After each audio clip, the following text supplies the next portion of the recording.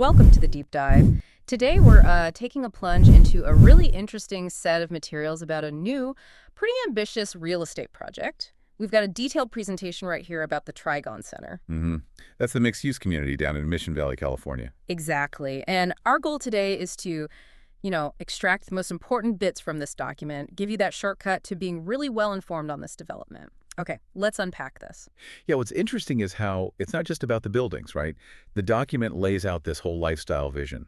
So we'll dig into what makes it unique, the location, the market context, Yeah. really get at the why behind it all, that whole live, work, play idea they're pushing. Okay, so kicking us off, the Trygon Centre, established 2021, finished construction in 2022. It's described as, new construction, mixed use, 3 big Class A office towers, Depressive. and 115 residential units, premium ones ranging from studios up to a 2-bed, 2-bath layouts. Yeah. And it's right there in Mission Valley. They say walkable to schools, shopping, all that. And connecting that to the bigger picture, the document frames it immediately as a prime investment opportunity.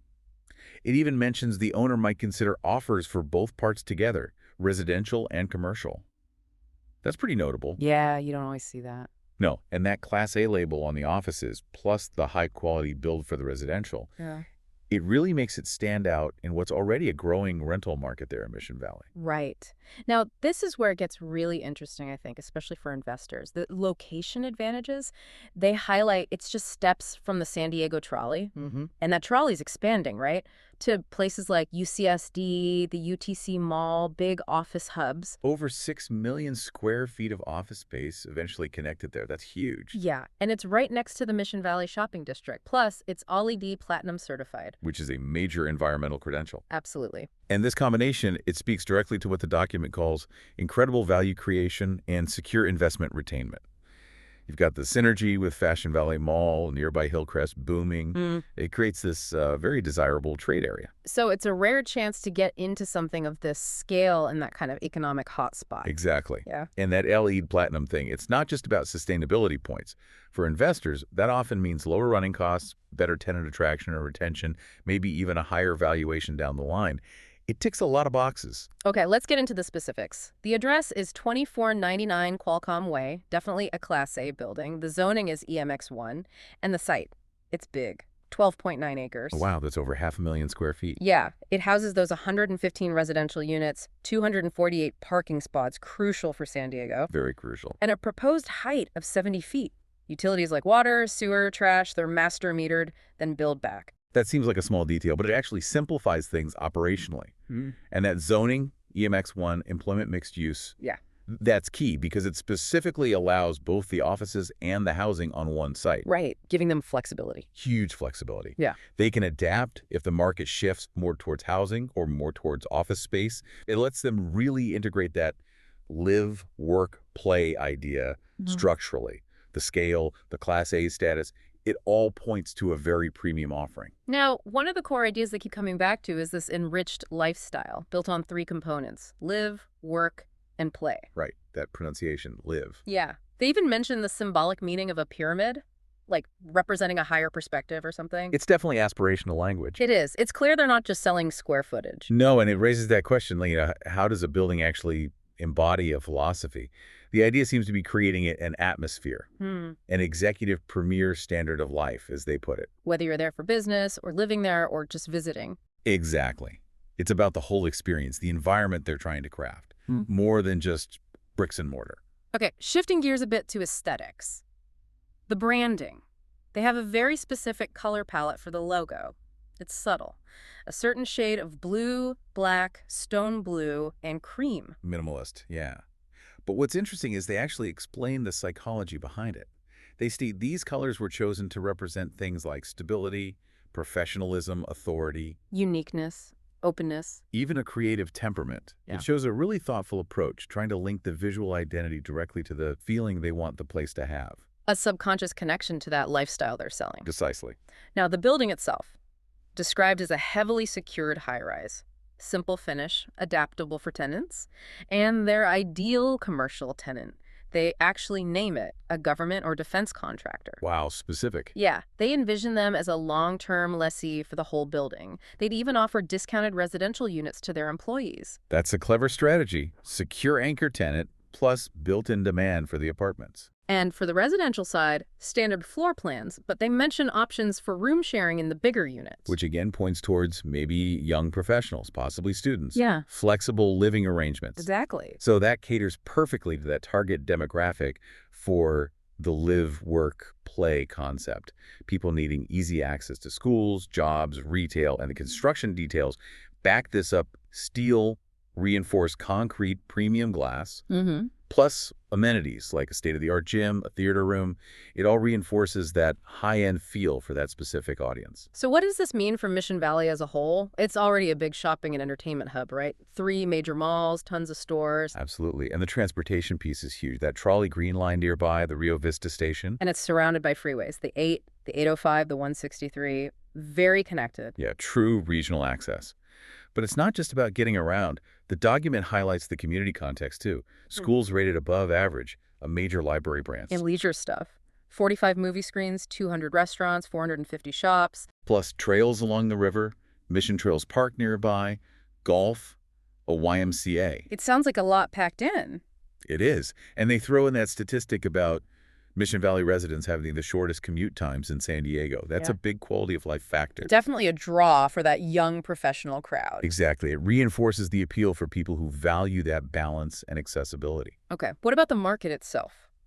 The analysis they provide for office and residential, specifically Class A, it shows stable rates, which is good. Absorption rates, how quickly stuff gets leased or sold, took a hit during the pandemic, but they expect it to stabilize. Which is important context for any investor looking long-term. And the demographics they cite really confirm who they're aiming for. Most potential residents have a bachelor's degree, primary jobs are managerial, professional. So basically confirming it's a hotspot for young professionals, students. Yeah, it lines up perfectly with that whole live, work, play atmosphere they're building. It shows their design choices weren't random. They're targeting a specific identifiable group. Okay, let's dig into the SWOT analysis. Strengths, weaknesses, opportunities, threats, always revealing strengths. Easy freeway access, close to hospitals, schools, big attractions like the zoo, Balboa Park. Major retail nearby, Yeah. the trolley station. Very convenient location on paper. Right, but then the weaknesses. And they are candid about these. Which is good to see. You need that realistic picture. Yeah, heavy traffic, noise from the freeways, that's a potential issue. Big issue for residential, potentially. Lots of retail competition right there. Obscured views from some parts of the property. And a low walkability score 39, so not great for pedestrians or cyclists. That's surprisingly low given the proximity to amenities. It might be about the immediate streetscape. Could be. And they also note property and violent crime rates above the U.S. average and a homelessness issue near the river. Those are significant factors, especially for a premium development. Things potential residents and businesses will definitely weigh. Moving on to opportunities. They see improving infrastructure in the area. Lots of potential for infill redevelopment. The mixed-use zoning itself is an opportunity. Right, providing maybe a slightly more affordable option compared to downtown San Diego, perhaps? Yeah, a fallback, they call it. It's also near bigger economic zones, good schools, appealing for professionals, maybe starting families. And the threats, also important. Slower absorption, possibly lingering from COVID. That freeway noise again, potentially hurting residential appeal. Competition from future projects that might pop up. Rising construction costs due to inflation, always a factor these days. Absolutely. And the need for concessions, discounts maybe, to fill the place up, even with those higher costs. They also mention needing an environmental impact report, an EIR. Which adds a layer of time and potential complexity on the regulatory side. It's a full picture, warts and all. Okay, market benchmarks. They give specific comparable sales comps for the area. For office space, they list properties like Plaza, sold for over $25 million.